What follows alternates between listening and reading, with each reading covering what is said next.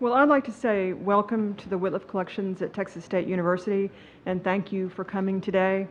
My name is Beverly Fondren, and I'm the Development Officer for the collections, standing in for our Interim Director, Steve Davis, who could not be with us today.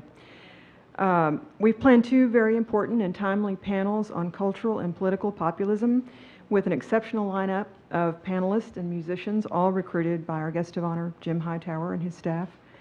Let me first and foremost publicly thank, on behalf of the collections and the university, Jim Hightower for the tremendous gift of his archive.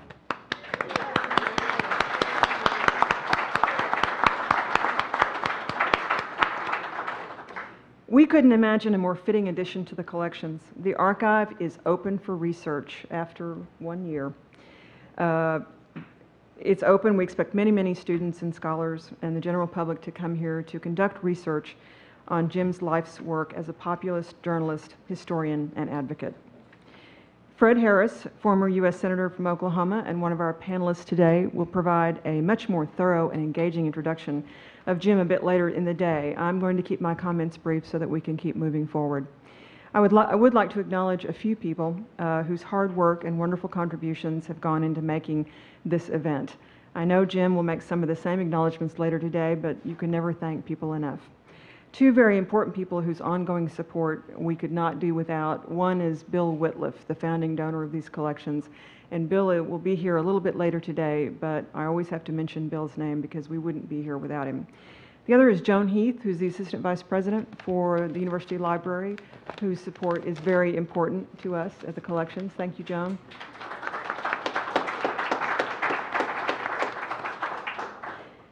And I would like to pass along our sincere gratitude to Melody Bird and Laura Ehrlich from Hightower's office, who've been wonderful to work with and I know have put in very long hours to bring everyone together today.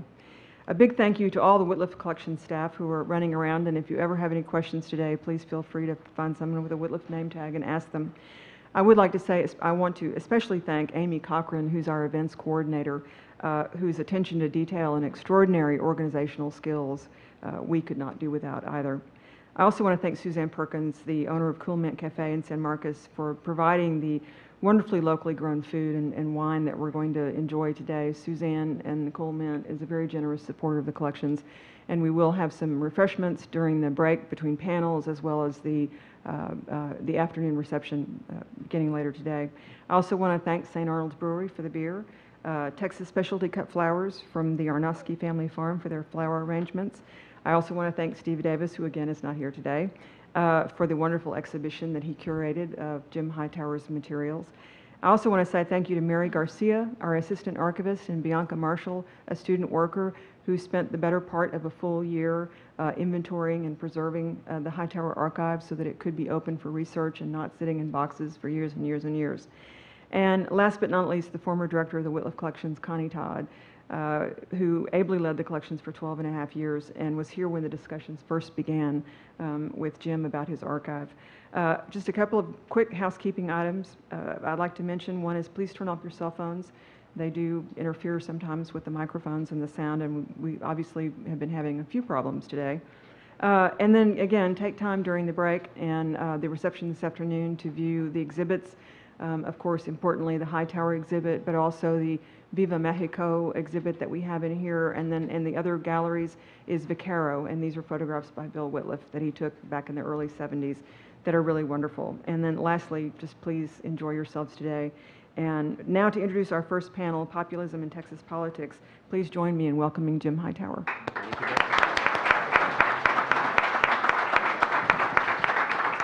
Thank you.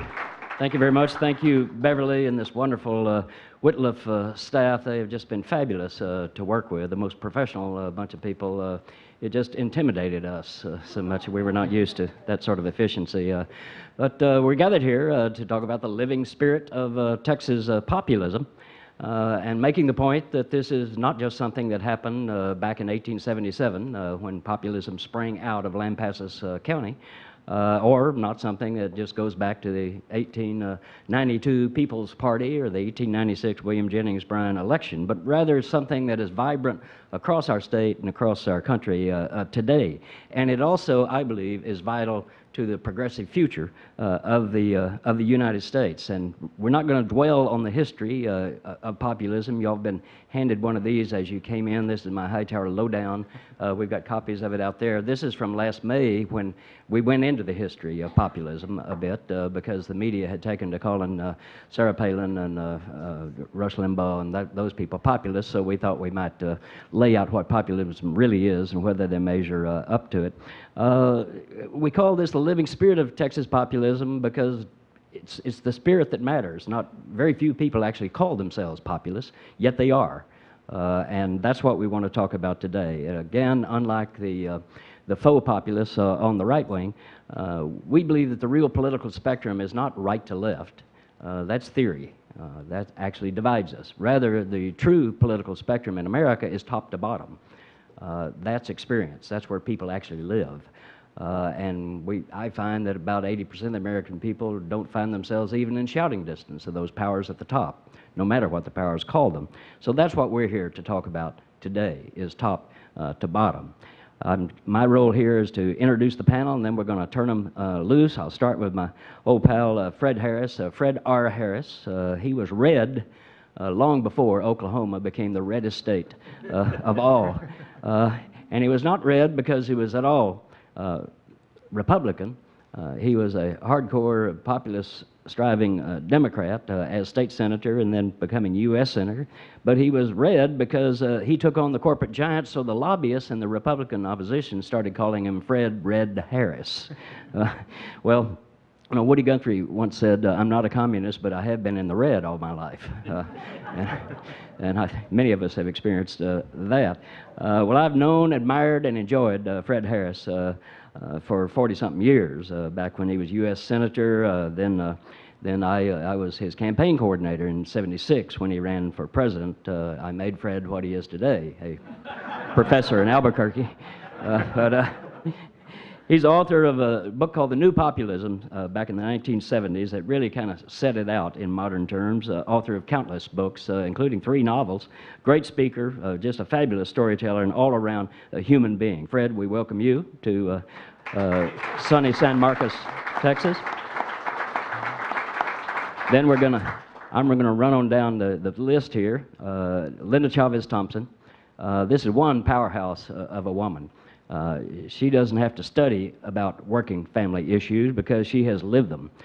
Dropped out of school in the 9th grade, had to work full time in order to help her family just put 3 squares a day on the table. Got into the union movement out on the South Plains of our state, rose all the way to become the executive vice president of the national AFL-CIO.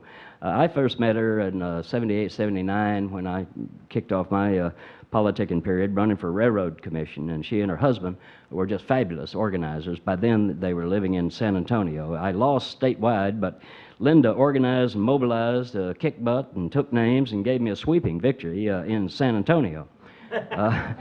Today's event is, of course, and I stress this, strictly a nonpartisan academic forum. So I will not mention that Linda Chavez-Thompson is presently the Democratic Party's proud nominee to be Lieutenant Governor of the state of Texas.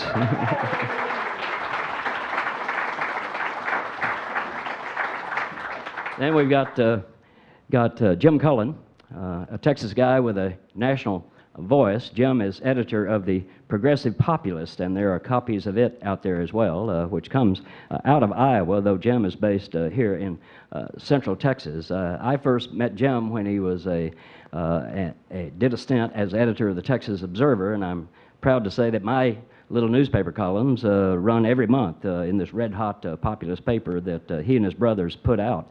The Progressive Populist, which, by the way, is owned by its employees, reports from America's heartland, serving as, quote, the people's voice in a corporate world. We need a little more of that.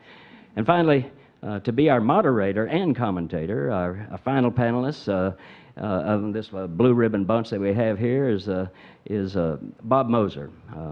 The Texas Observer, of course, is the little paper that does in the state of Texas. There's a motel called the Austin Motel near where I live in south side of Austin. They used to have a marquee there that said, "No additives, no preservatives, corporate free since 1938."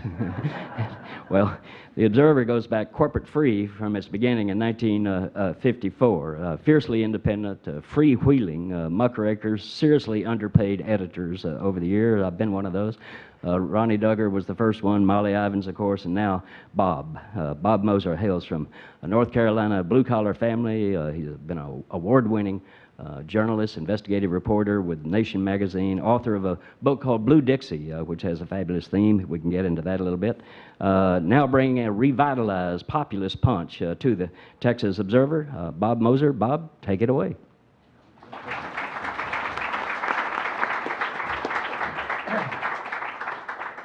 Well, I have to say I am awfully happy to be here, and part of the reason I'm awfully happy to be here is because I've spent a lot of the last year reporting on tea parties and the people who imagine themselves to be populists because they want to demolish the government rather than take it over for the people and hand it over to the so-called free markets and the corporations. Now, I don't know about you, but that is not exactly what I think of as populism. I think Peter Beinart on the Daily Beast said it really well not too long ago. The Tea Partiers aren't standing up for the little guy, they're standing up to the little guy. And so it's balm for the soul for me to be in a room full of people who understand populism and understand progressive possibilities in Texas and in America. And I think that, I hope that we will use this session to get people fired up, thinking about populist possibilities for the future based on what we have accomplished and what we've done in the past. And I think that it's time for us to take back populism, not just the name but the spirit of it. And I hope that we'll do that. And Texas needs it, God knows, and the whole country needs it. I want to tell you what the format here is going to be. We're going to go. First, we're going to start. I'm going to ask a question to each of the panelists, give them 5 minutes, and 5 minutes with a 1-minute warning card to come when you reach 4. And I hope that we'll hear some stories. Populists are all good storytellers, and all have some hellacious stories to tell. And then we're going to I'm going to ask another round of questions. Second round, and then we'll start having some discussion between the panelists, I hope, with those questions, and then open it up to you guys and have this kind of freewheeling. Please be thinking about questions that you want to ask based on what you're hearing or based on what you came thinking about, and we'll get started right now. First, I'm going to start with Senator Harris. There's a biography of you that's titled FredHarris, His Journey from Liberalism to Populism. And I want to ask how and why you made that journey, whether you think that classic liberalism is a lesser tool for economic justice, and who or what inspired you to become a populist and to take that on. The guy that wrote that, a history professor at the University of Oklahoma, never interviewed me. He didn't want to be, he thought he might be contaminated if he interviewed me. And I don't think the title is quite correct. I never thought of myself exactly as a sort of a typical New Deal liberal. I grew up in southwestern Oklahoma. My folks were never involved in politics at all. But my dad did talk about the power of corporations, as he said. When that book came out, or just before it came out, Jim Wright called me.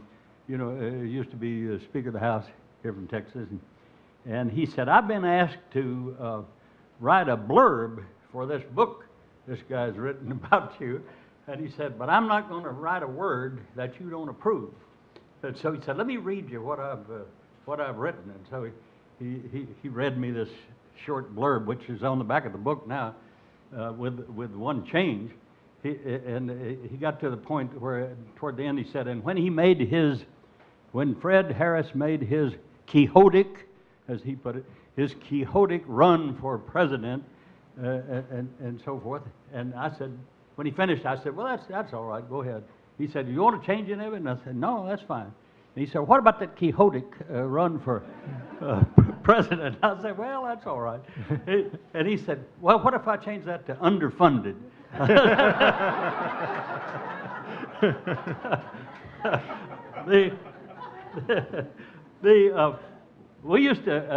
We were certainly supporters of Franklin Roosevelt. We used to sit around and watch the radio when I was a kid. I don't know, we watched it. And my folks were felt about Franklin Roosevelt like one time I was down involved with the coal miners' strike in Harlan County, Kentucky, and an old coal miner guy said to me, he said, when Franklin D. Roosevelt took his seat, we commenced to climb and we clung. And that's exactly the way my people felt about Franklin Roosevelt and the New Deal. But I never was exactly a New Deal liberal. When I went to the Senate in the 60s, it was a time when John Kenneth Galbraith, who was a national treasure in other ways, I think, had just written a book called The Affluent Society. And Arthur Schlesinger Jr. was writing along the same line, sort of, now we've become an affluent society, and we can turn our attention from economic class issues and problems and think about civil liberties and those sort of things. And they sort of epitomize the idea of sort of New Deal liberalism, or at least from some liberals I knew, some I served with in the Senate, who thought we ought to do the right thing because it was right, that you ought to appeal to people to get involved in politics and government on the grounds of morality, doing the right thing out of the sort of the goodness of your heart. Somehow that never, that didn't seem to be the reason why people with power got involved in politics. It wasn't for morality reasons, it was because of their self-interest. And I began to think about that we ought to organize around people's self-interest, around economic class issues. And I think that there was a great deal of misunderstanding of the old-time populists by some historians. The idea that, some people wrote, and I once thought, until I read Larry Goodwin's great book, and one time reviewed for the Texas Observer back in 1977 about historic populism, it wasn't racist. Their idea was that you can organize across race and age and gender lines around economic class issues, around economic self-interest, and against concentrated economic power, which in our system translates into concentrated political power. And then, as I began to grow in that regard toward populism, I began to run on to some. I got involved with Jim Hightower, for one thing. He was, when I first was working for the sainted Ralph Yarbrough, Senator Yarbrough from Texas, and I got involved with Ralph Nader. Ralph and I, one time, we each bought one share of stock in General Motors, and we went to the stockholders meeting with 5 minority stockholder proposals. One of those that I presented was that General Motors would recognize that it was not a human-sized institution, was unmanageable, and that it should voluntarily break itself down into 5 competing companies. Like all our other resolutions, that each of them, that one got 2 votes. But we're still right. And I began to, in other ways, fight against monopoly and oligopolistic power. And Jim Hightower and I got involved in 2 or 3 things. And Jim was then head of Agribusiness Accountability Project. writing books like The Great American Grain Robbery and about hard tomatoes, hard times, and eat your heart out. I think that there's no question that the kind of things that populism stands for today are supported, the polls all show this, by a majority of Americans, and that it's important that you get away from a lot of these kind of side issues and get into real economic class issues so that people can see that their interests are common, and that if they get themselves together, they're a majority and can take back control of their government. All right. Linda Chavez-Thompson. I want to add, if there's going to be a vital feature for populism in Texas for real economic justice movement, we're going to have to appeal to the new and emerging Texas, which is overwhelmingly urban, will be majority Latino. And that's a far cry, of course, from the original populist coalition, which was rural and predominantly white, although it did reach out. I'm wondering what parts of the populist message can appeal to the rising generation of Texans, and how we can best preach the economic gospel of populism to this emerging generation. I first want to thank you, Bob, and thank the panel, as well as probably the most famous populist of all, Jim Hightower, for the invitation to be here. I never knew what populist was when I was beginning my life in the American labor movement about 42 years ago.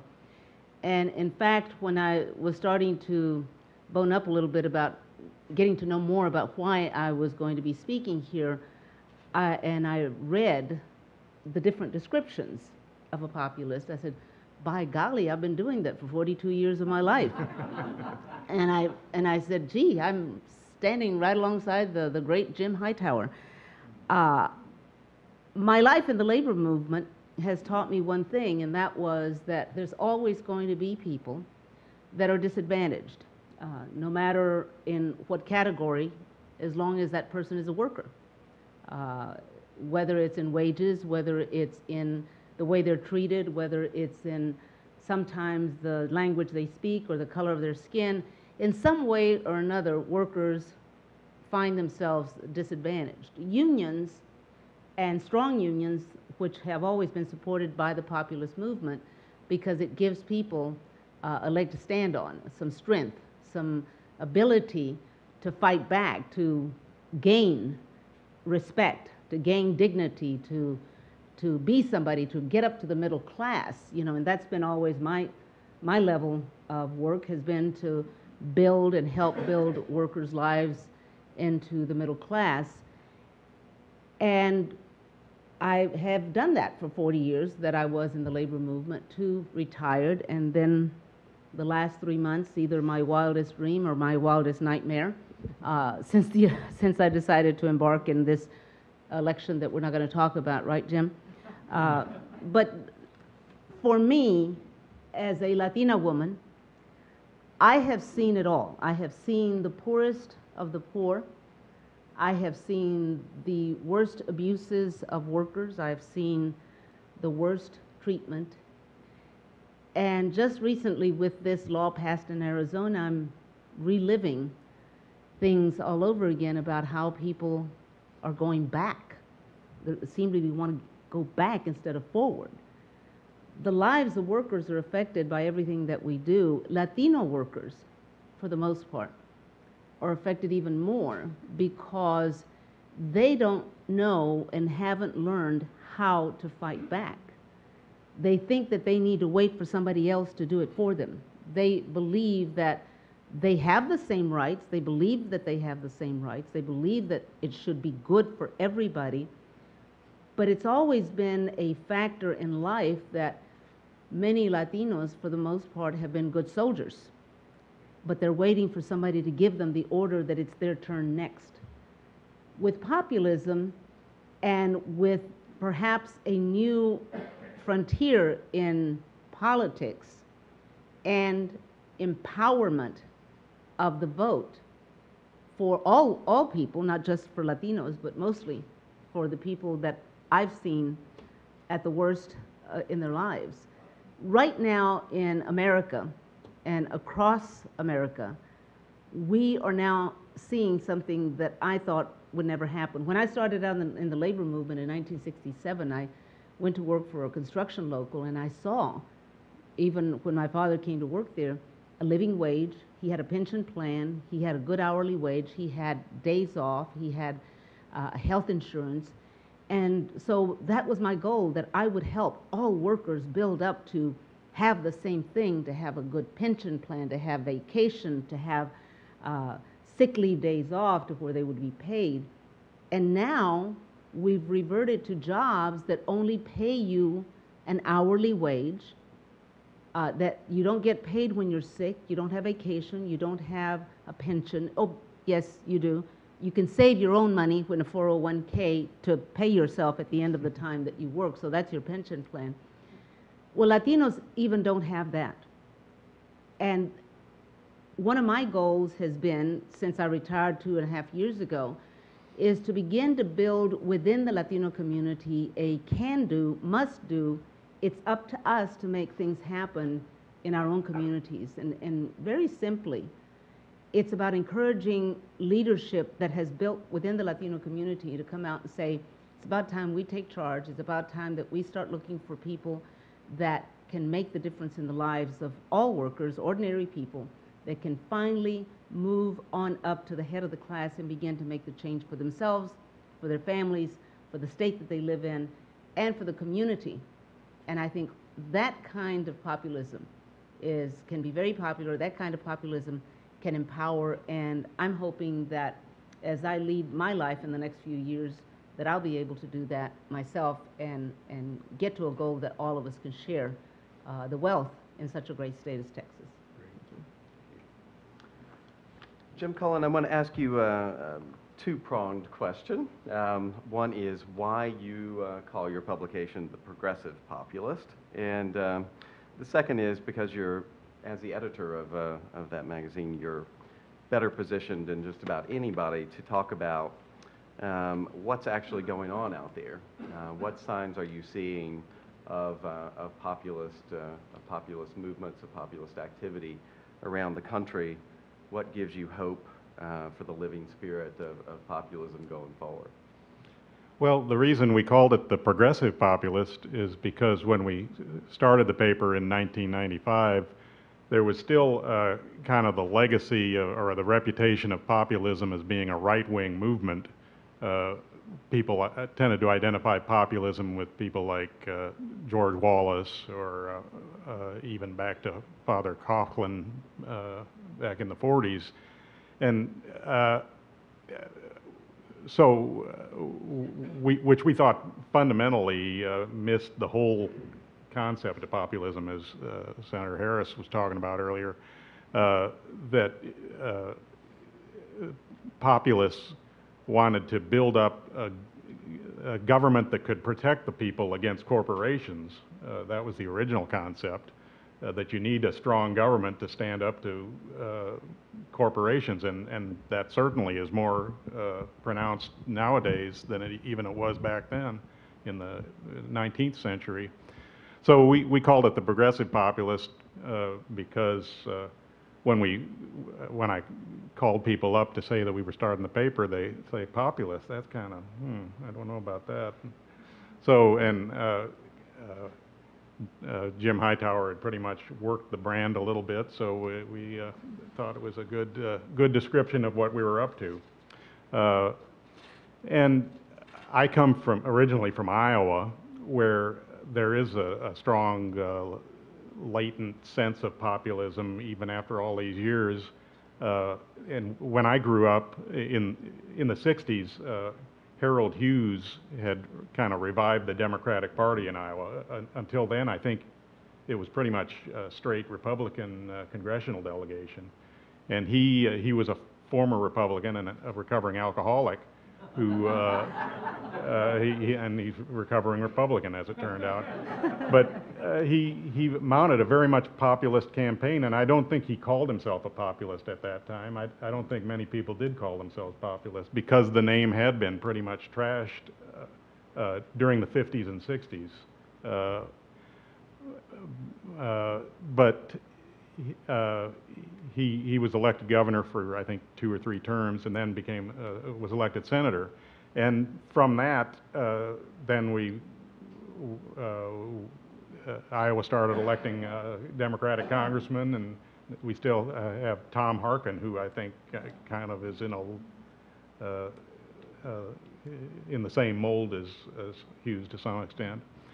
And we also see the same thing in Minnesota, where you had Hubert Humphrey.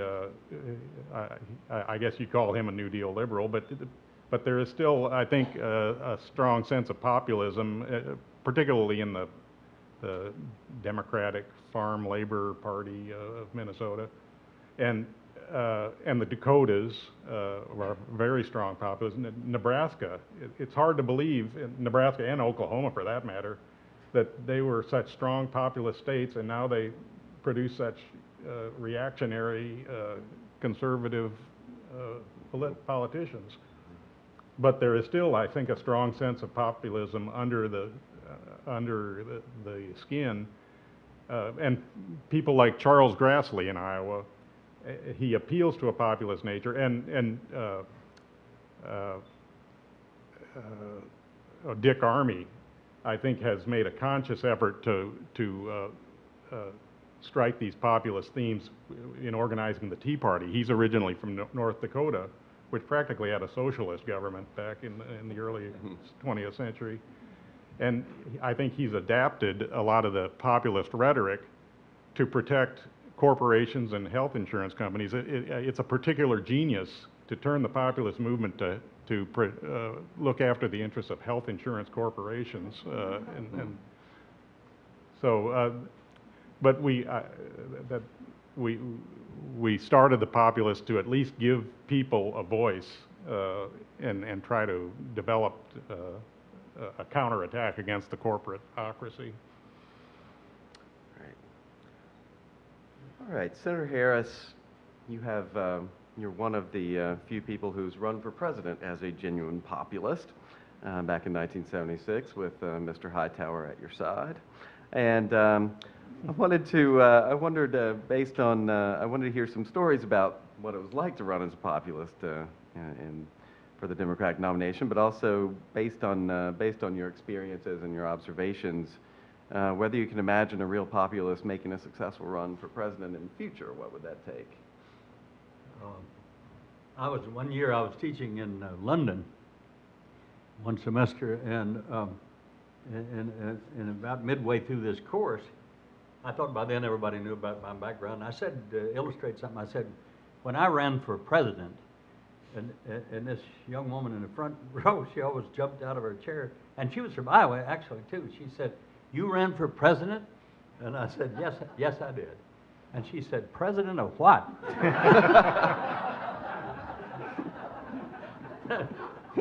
I said, "President of the United States." She said, "President of the United States?" I said, "Yes, and I should tell you that I was not elected." She wrote that down. This may be on the exam. He was not elected. Jim mentioned Harold Hughes, great senator. I served with him from Iowa. For some reason, we found when I was running for president that people confused the two of us. I think it's our craggy good looks or something. And we began to hear from out in the country, Jim and I and others, saying, "Well, you know, this guy's an alcoholic or was an alcoholic. How can he be running for president?" And so we finally figured they got me mixed up with Harold Hughes. So we had to put in our literature something that, you know, we are not, this is not Harold Hughes. Jim, one time Jim was introducing me to a group outside in a rally in Lincoln, Nebraska. And most of the people were family farmers that he and others of us had been involved with. Right on the front row, very solemn kind of group. And these are guys, you know, with the top half of their forehead white, where their hats have come while they're driving around on a tractor. And Jim was getting ready to introduce me, and he said, ours is a campaign of issues. He says, our candidate is not just another pretty face, as you can plainly see. and here's these old guys are sitting there, and they're thinking, yeah, he's right about that. Jim turned around to me and said, I think we've stumbled into a Lord Benson meeting. After twice being elected to the Senate from Oklahoma, I did not run again in order to get ready to run for president. I spent considerable time working on populist kind of issues. I mentioned Ralph Nader a while ago. Ralph and I, there had been an ad. Well, it was run as a public service ad, I think, on the networks, on network television. Wally Schirra. It starts out with you're out in outer space and you see the Earth as a great blue marble, and it gets closer and closer, and finally it gets down to, you see Wally Schirra, former astronaut. He's walking along some abandoned railroad tracks, and grass is growing up in the tracks. And then Wally Schirra looks into the camera and he says, America's railroads are in trouble. And then he goes on to say, it turns out this is a railroad ad, saying what they need is some federal subsidies. Railroads do. So Ralph and I made an ad just like that, same thing. We're outer space, down to Earth, closer and closer, and then here I am walking down these abandoned railroad tracks. State, uneducated state. And that is beginning to wear very much on the Latino community. Of course, the issues expound when you're looking about where are the jobs. A lot of the manufacturing, industrial jobs are gone. Not just here, but all across America. We've lost manufacturing jobs. We've lost the industrial base that America used to have. Many of our jobs have been outsourced. I know that I pick up a phone when I have a problem with American Express, and I'm not talking to anybody from here. I'm talking to somebody in India who is trying to explain to me my bill, or I'm trying to explain to that person the problem. So many of our corporations have decided that the best way to do it is to ship our jobs elsewhere and pay 13, 14, 30 cents an hour someplace else versus here. The empowerment of the Latino community that I'm talking to, and the empowerment of just the voters that I'm talking to, is how do we make changes? We feel something is wrong in Texas. We feel that some things aren't happening the way they should for working people. We're not talking about anything other than everybody who every day goes to work, you know, does the best that they can to keep that job and hopes to God that they don't lose the job, because they're just that one step away from living on the streets. We have not been able to get that message out to a lot of people that it's in their power.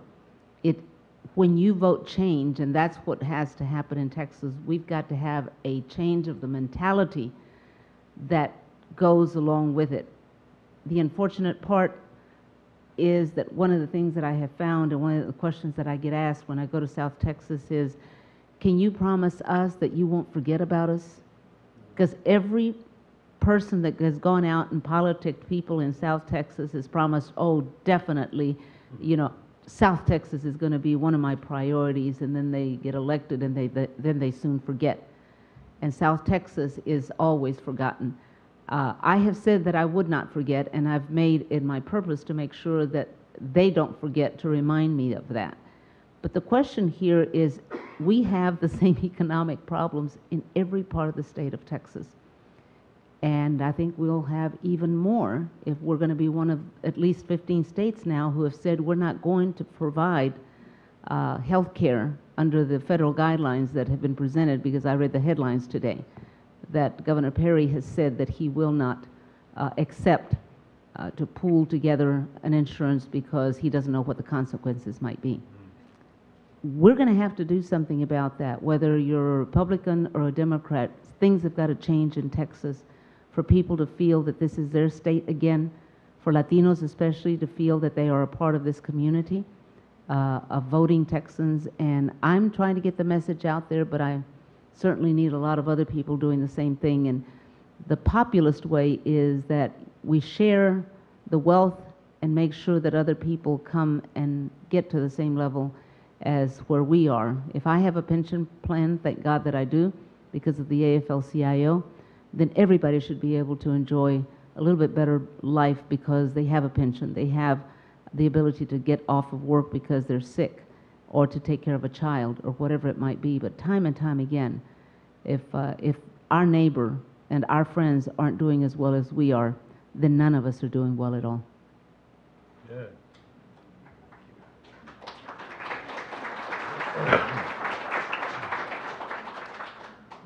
So Jim, I want to get you to help us open up the discussion a little bit and do a little visionary thinking for us here.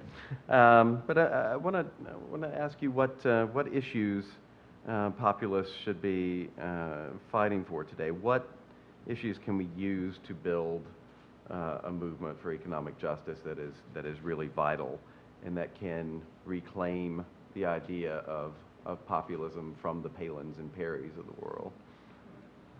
Well, I don't understand how the Democrats allowed themselves to get on the defensive about health care. I mean, it's indecent that that Texas can't has to wait for the feds to make us develop some kind of health insurance plan. I didn't realize until this whole debate got started that the Texas Board of Insurance doesn't even rule on rate increases for health insurance. And people think that there is somebody in the state government that's looking after them as far as their health insurance. They're out of their minds. All the health insurance, if we're lucky, they send the paperwork for the Board of Insurance to stamp and file. So, and Wall Street financial reform, that's the proof that the Tea Party is not an authentic populist movement when they're willing to go to the mattresses to protect the health insurance corporate interests, but they won't raise a peep to get the Republicans to stop filibustering financial reform and provide a strong, well, a restoration of the Glass-Steagall Act, basically, is what they needed to fight for. And fair trade. One of the encouraging things I've seen is the blue-green alliance between labor and environmentalists to try to promote sustainable jobs and clean energy jobs to replace things like coal and oil industry.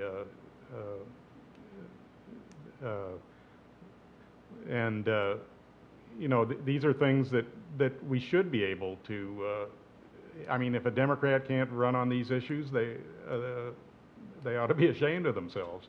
But it's hard to say no to the oil industry money and the bankers and the insurance company lobbyists.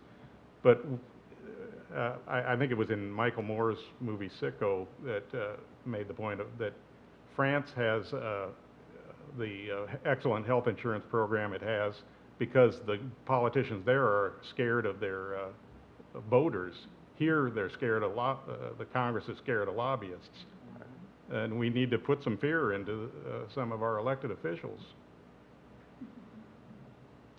Well, I think when you mentioned insurance regulation and the utter lack of it here in Texas, it made me think about one thing that, you know, one issue that I think populist progressives ought to be working on now is campaign reform, public financing of campaigns. I come from North Carolina, as Jim said, and it's one of the states that has, despite its own conservative reputation, has moved very strongly toward public financing, what are called voter-owned campaigns. And started with a group, Democracy South, Democracy North Carolina, sort of insurgent, very smart progressive group, working on that earlier in the decade, and they started with they were able to get through the North Carolina State Legislature, not easy, public financing of statewide judicial campaigns first, and now of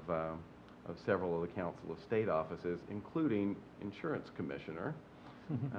And North Carolina now has a genuine populist insurance commissioner.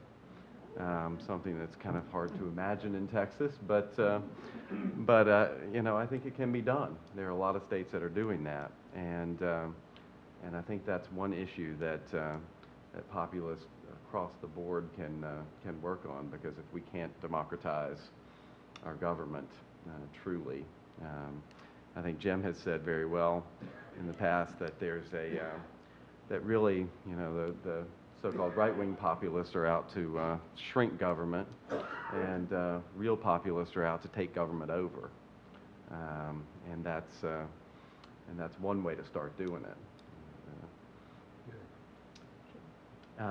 So I'd like to open it up for questions, and I'm going to have to repeat your questions into the microphones. I don't think we have a microphone set up out there for you, but I would ask you to please make them questions rather than statements. And you guys feel free. We'll direct questions to whoever you want to direct them to, but feel free to pitch in. And yes, sir, right there. I would like to hear some discussion about the prospects for passage of the Fair Elections Now Act before Congress. Also have a motto for the progressive movement. And I'd like to see it printed on all the literature. The first few words of the Constitution, and reproduced in the same Elizabethan script. All right. The question is about the prospects for the Fair Elections Act, and the suggestion is that our motto be, "We the people." And that, I have to say, that reminds me of one of the things that you see at the tea parties all the time, which is a prosperous white person holding up a sign that says, "I am we the people." I think that one of the differences between that kind of populism and this kind of populism is that we put the emphasis on the we. We are we the people. So what do y'all know about the Fair Elections Act, and what's going on with that? Well, the only thing that I can tell you is that the union movement sees this more of a benefit to the corporate America, because we don't have the kind of money that corporate America has and can put into the ads that are now going to be legal as determined by the Supreme Court. So I think one of the things that they're trying to do, which is, of course, to make sure that they know who is putting the ad in, where the money came from. I don't think the unions have any problem saying it came from us, whether it's the AFL-CIO or a particular union, because we're not going to be putting that many out there. We just don't have the money. But corporate America, if they want to inundate the airwaves, which they can and they will, and with this new ruling, they'll do it, and they won't tell you who is putting the money in there, and they won't tell you who is actually responsible for the ad. I don't know that that isn't right now mobilizing every corporation in America to hire a lobbyist to make sure it doesn't happen. They don't want it. They want to be able to free to attack anyone that they want, anybody who stands in their way, anybody who's running for elected office that doesn't meet their standard of letting them get away with everything and anything that they can do. So I don't know that it's going to pass anytime soon, but it's going to take a revolution of the people saying that's exactly what we need and that's exactly what we want. And the message has to go to your legislators in the Congress and the United States Senate, even though you know that they're going to vote against it. They need to hear from the people. You need to make sure that they know you are for it and that you want them voting for it. So the panel's spoken a lot about kind of real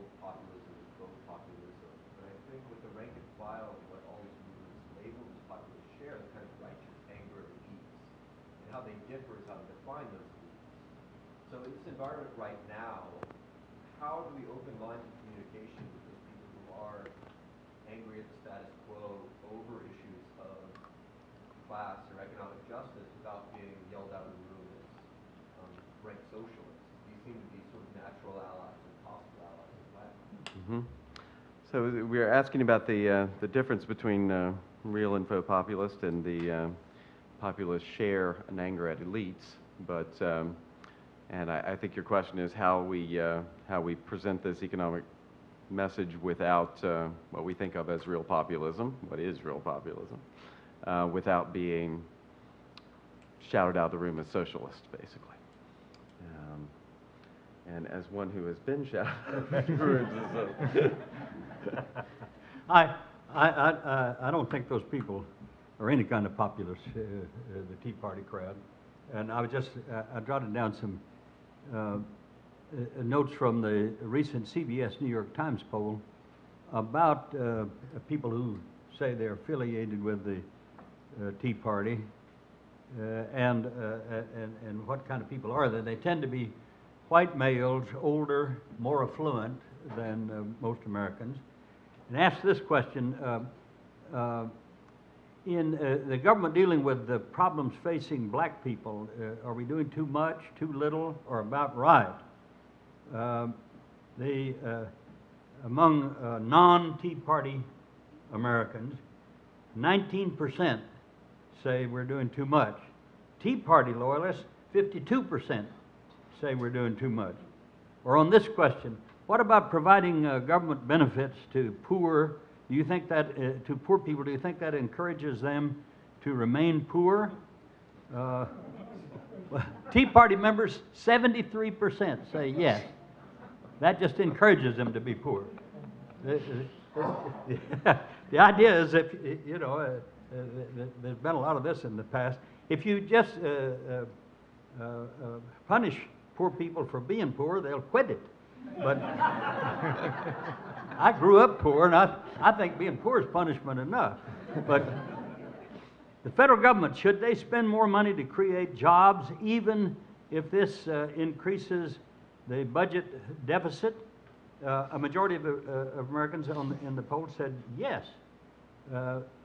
Tea Party members, 17%. 17% said yes. What about this? And here's a good question about what kind of people these are. Do you think we should raise taxes on those making more than $250,000? A majority of Americans say yes. Tea Party members, 17% say yes. These people are not E.J. Dionne, the terrific columnist, calls them it's populism for the privileged, but I don't think it's any kind of populism. I think really this is as somebody has pointed out, it's people like our Army and others who financed this thing. This is not grassroots efforts. This is, as somebody said, astroturf. I think that we're not going to appeal to these people. They don't have the same kind of outlook and interest that most of us do. But I think there's 75% of the people. They're just at most 20 or 25% of the people, and we're not going to get them. But recognize that and go after the other side, 75% of the people, and talk to them about their real interests, their economic self-interest. If we do that, I think we can appeal to them. Can I add something to that?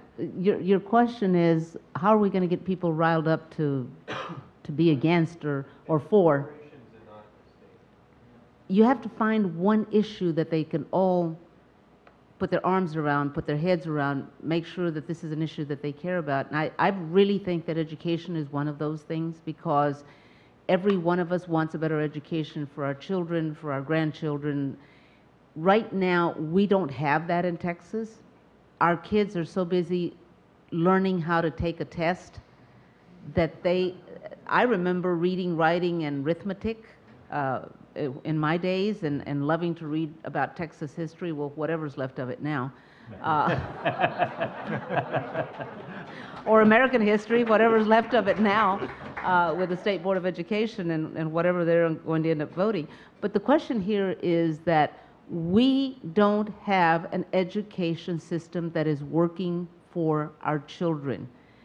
If that doesn't scare us, if that doesn't mobilize us, if that doesn't want us to make some changes in the state of Texas to make it better for, you know, I see a lot of gray hair out there and figure that you were born about the same time as I was, in the 40s or 50s, and of course you youngsters in the 60s and 70s that are here today.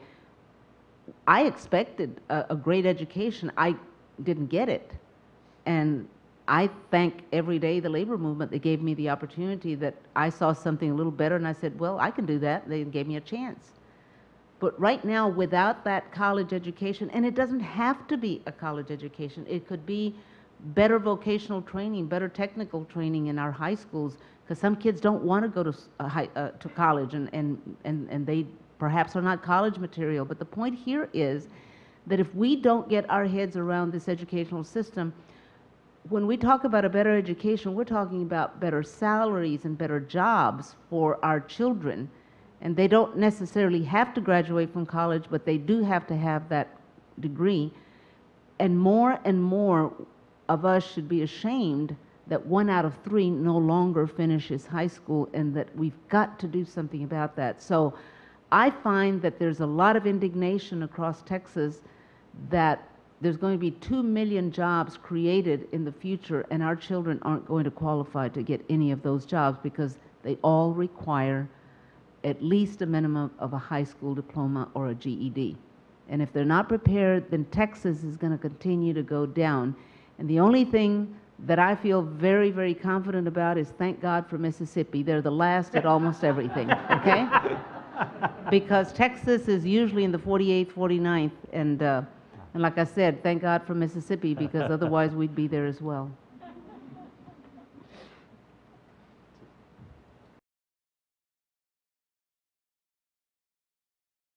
Election, I was wondering if there's any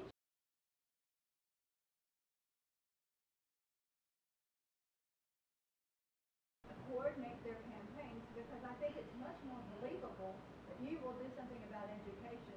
If I know that the person running for governor and some of the other offices, that's on the top of their list too, and that you're saying some of the same things, because one thing that's so great about is for the people themselves is that they all kind of seem to say the same thing, and so that message is just completely, coming out all the time.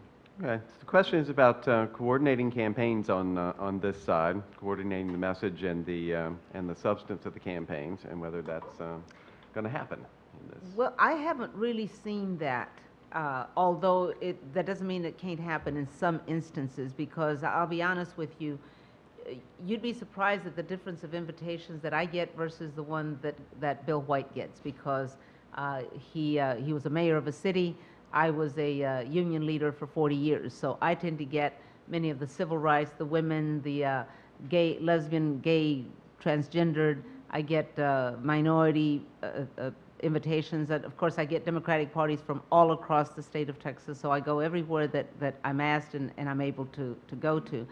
My understanding is the last real coordinated campaign was when Lloyd Bentsen ran for Vice President of the United States, and that most of the coordinated campaign money came from his pocket, okay?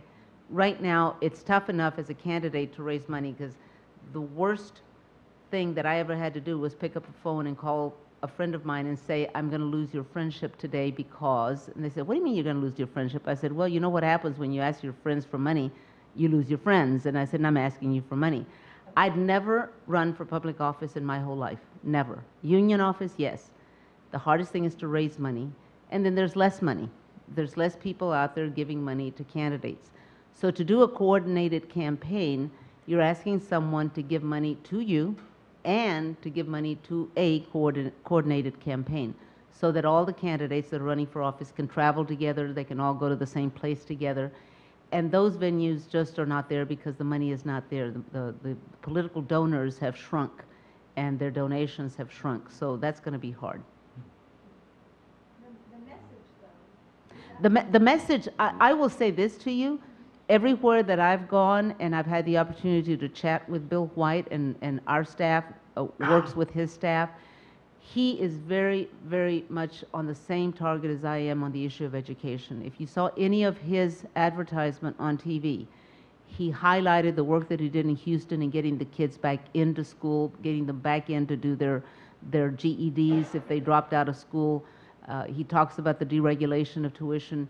That is one of the things that he and I share very strongly.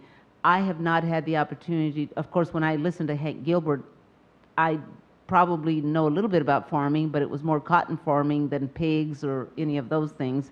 Other than at one point in my lifetime, I did kill a pig. And I've got to tell you that story. I've got to tell you that story. I was a born organizer. I mean, since I was a little kid, I was pushy, I was loud, I ruled the little gang of cousins. And when they came to visit the farm one day, and when you raised on a farm, you raise your own food. So whether it was veggies or whatever. And we'd raised this pig, and it was a big, beautiful pig. And it was my idea that we would ride the pig. And so all the cousins rode the pig, and we rode it to death. It died. The next morning, the pig was dead. And my dad never knew what had happened to the pig other than that pig died, okay? The only one, and this will gross you out, the only one who ever knew that we had killed the pig was my mom, and the reason for it was because she found a pig lice on me. Yeah, it just gives me the heebie-jeebies now. But so the point here, if there is a point, the point here is that we talk about issues. Hank Gilbert is an experienced person who knows what needs to be done as far as agriculture commissioner. But I have heard Bill White talking about the education system, how it's failing our families, it's failing our children, and we've got to do something about it. So that's been one of the cornerstones. And when people say, well, but you've been a union leader for 40 years. And I said, yes. I said, but I'm not running as a union leader. I'm running as a grandmother. I'm running as a mother. I'm running as a Hispanic who has seen the worst in all parts of this state of Texas and in all parts of this country, and wants to make Texas a better place to leave it, better for the next generation than the generation after that. That I happen to be a union leader, I'll never run away from it, because I would do it all over again. Every single thing I've done. And you might as well be prepared, because in November I'm going to be a dirty dog union leader, and they're going to come out and try to smear me with whatever, and that's fine. I would regret nothing. I would do everything all over again. But I will tell you this, education, and if that's the one thing that we need to get our heads around and get our arms around and make it our issue for a better economic time here in Texas, it's got to be something. We got to do something on that issue. Good. Okay. Fellow back there in the cap. One quick comment about the creative use of grammar in the Tea Party. I don't know if y'all seen the Flickr side of Tea-Bonics. Yeah. I live in Canal County, and it's very, very rich. And so in the primaries, I always go to the Republican side, but that's as much as what's done. Mm-hmm. And our turnouts are usually between 5 and 10% for the primaries. So whenever I go to the polling places, there's always over 5%. No offense, but I'm going to be one soon. But what could possibly be done to get forward? Okay, the question is from Kamal County, where our questioner has been forced to vote Republican in the primaries because there's no other choice, and turnout is very small, 5 to 10%. You said usually. How can we get people, especially in places where they don't see much hope for voting? Is everybody Active picking and on me engaged. today? Why don't we pick on the senator over here? Yeah. Well, I think we've got to talk about things they're interested in, and we're all sitting here as if we lost this battle a long time ago. Hell, we elected Obama president of the United States with the damnedest turnout imaginable. Mm-hmm. Now we're up against a tough problem now in election to come, a congressional election, when normally a lot of people who come out just for the presidential election, and while they're there, they also vote for the same party, or a lot of them do for Congress. A lot of those people are not going to come back out 2 years later, and that's a huge problem for us. So normally the president's party loses seats in Congress 2 years later, and the question is how many seats, and basically that depends upon the perception of the economy. Whether, if the economy is turning around, but is it going to turn around fast enough? And also that determines almost exactly presidential popularity. If you make a graph of what people think about the economy, and then you put an overlay on that of the presidential or approval of the president, you find you've made exactly the same graph. So what we've got to hope is say, come on, turnaround. But I think that we've got a terrific problem in this coming election. How do we get Hispanics out in the numbers we had last time? How do we get young people out? There's been a huge change in young people, in their participation, and in the fact that they're liberals and Democrats compared to, say, back in Reagan's day, when I found students were generally Republican and more conservative. That's changed. But how can we stir them up again? We've got to talk about things that they're interested in, and I hope that the president and Pluff and the Democratic Party are working a great deal at that. You invite me to Comal County, I'll come. I also think that the Republicans have been very efficient at inoculating their voters against believing anything they see from the mainstream media. They're almost fact-free, and you can't convince them with just the facts on an issue. They believe what they believe, and you can't knock it out of their heads. But they've got 90% of talk radio, and we've got a few stations, none in really in Austin even, but we've got to work on maintaining the internet, for one thing, net neutrality, and the courts seem to be trying to wrest that away from us. That is one of the bright spots in progressive and populist organizing, and major corporations would like to shut that down if they get a chance. Right. How much time do we have left? We're up? Ah, all right. Sorry about that, but people with their hands up will be around. So you can get individual answers to your questions as we go on, but thank you so much. Well, thank all you guys. guys. Thank you. Good job.